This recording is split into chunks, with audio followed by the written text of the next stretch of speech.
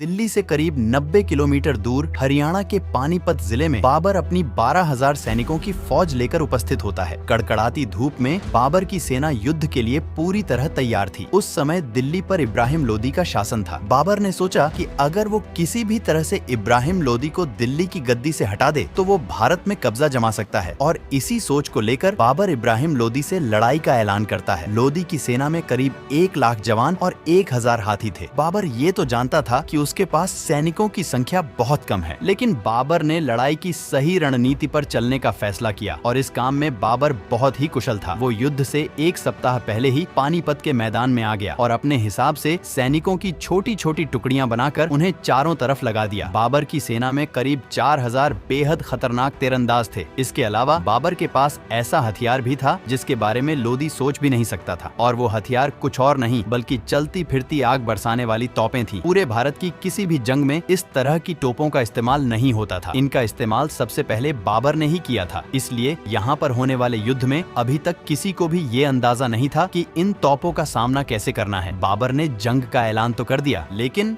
उसके अंदर कम सैनिक होने की वजह से थोड़ा डर भी था। युद्ध शुरू हो चुका था और लंबे समय तक जंग चलने के बाद इतनी बड़ी सैनिकों की टुकड़ी होने के बाद भी इब्राहिम लोदी बाबर के जाल में फंस गया। लोदी के 1 लाख जवान और 1000 हाथी बाबर की सेना के आगे टिक न सके, जिसका सबसे बड़ा कारण बाबर की निडर सेना थी। उसके साथ साथ तोपों की आवाजों से लोदी की सेना में भगदड़ मच गई। इब्राहिम लोदी की सेना को बिल्कुल भी अंदाजा नहीं था कि वो इन खतरनाक तोपों से कैसे लड़े, इसलिए कुछ सैनिक जंग का मैदान छोड़कर भाग गए और कुछ शहीद हो गए। यहाँ तक कि तोपों की आवाज इतनी ज्यादा तेज थी कि लोदी के हाथी अपनी सेना को ही कुचलकर भागने लगे, जिसकी वजह से अधिकतर सेना तो ऐसे ही ढेर हो गई। ऊपर से बाबर के तीरंदाज सैनिकों ने लोदी के सैनिकों पर तीरों की बौछार कर दी। इब्राहिम लोदी चाहे जितना भी ताकतवर क्यों ना हो, लेकिन उसने वही एक गलती कर दी जो अक्सर ताकतवर लोग करते हैं, और वो ये है कि उसने सामने वाले को कमजोर समझ लिया। तभी तो इब्राहिम लोदी ये भूल गया कि अगर उसकी सेना में ज्यादा सैनिक हैं, तो बाबर की सेना में खतरनाक लड़ाकू बंजारे हैं जिन्हें जिंदगी और मौत के आगे कुछ भी समझ नहीं आता। इन सब के बाद बाबर आसानी से युद्ध जीत गया और इब्राहिम लोदी लाख कोशिशों के बाद भी मारा गया। इसी के साथ भारत का भविष्य पूरी तरह से बदल गया। अगर उस दिन ये घटना नहीं होती तो आज दिल्ली का लाल किला और आगरा का ताजमहल न होता, यानी भारत का रंग रूप कुछ और ही होता। इस लड़ाई को ही पानीपत का पहला युद्ध कहा जाता है। इस युद्ध में बाबर की जीत के बाद भारत में मुगलों की हुकूमत हो चुकी थी, क्योंकि दिल्ली की गद्दी पर बैठते ही बाबर ने मुगल सल्तनत का परचम लहरा दिया। बाबर ने अपने कम सैनिकों के साथ लोदी के 1 लाख सैनिकों को मार गिराया। इसी वजह से बाबर को एक कुशल लड़ाके के तौर पर जाना जाता है। लेकिन क्या आप जानते हैं कि बाबर एक उच्च कोटि का लेखक भी था? हमारे भारत में हजारों सालों पहले से ही काफी सारे साम्राज्य आकर चले गए, लेकिन मुगल साम्राज्य एक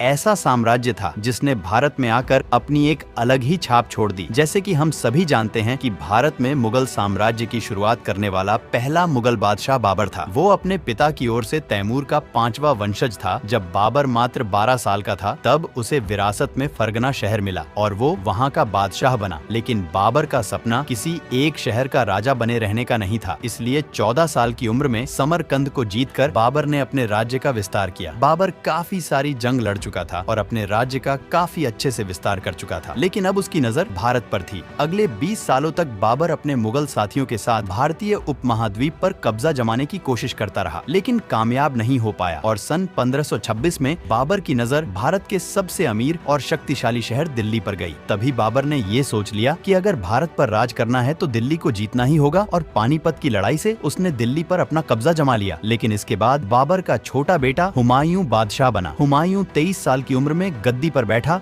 और उसका राज्य अभिषेक आगरा में हुआ। लेकिन हुमायूं का जीवन संघर्षों से भरा रहा और 26 जून 1539 में हुमायूं चौसा के युद्ध में शेर शाह सूरी से हार गया और किसी तरह जान बचाकर भागने में सफल हो पाया। हुमायूं सालों तक भटकता रहा, लेकिन बाद में अपनी कुशल रणनीतियों की वजह से हुमायूं ने काबुल और कंधार में फिर से अपना कब्जा जमा लिया और 30 जुलाई 1555 में हुमायूं दोबारा से दिल्ली जीतने में सफल हो पाया। हुमायूं अफीम का बहुत शौकीन था और यही अफीम उसकी मौत का कारण बनी, क्योंकि अफीम के नशे में ये सीढ़ियों से गिर गया और इसकी मौत हो गई। हुमायूं के बाद मुगल सल्तनत पर अकबर का राज हुआ। अकबर सभी धर्मों का सम्मान करता था। आप ये तो जानते ही होंगे कि अकबर के दरबार में हिंदुओं का बहुत सम्मान होता था और उन्हें काफी ऊंचे पद मिले हुए थे। अकबर ने फतेहपुर शिकरी में एक मंदिर भी बनवाया। अकबर की सबसे बड़ी उपलब्धि उसके द्वारा बसाया फतेहपुर शिकरी शहर था, जो आगरा से लगभग 36 किलोमीटर दूर स्थित है। कहा जाता है कि फतेहपुर शिकरी उस समय लंदन से भी बड़ा शहर था।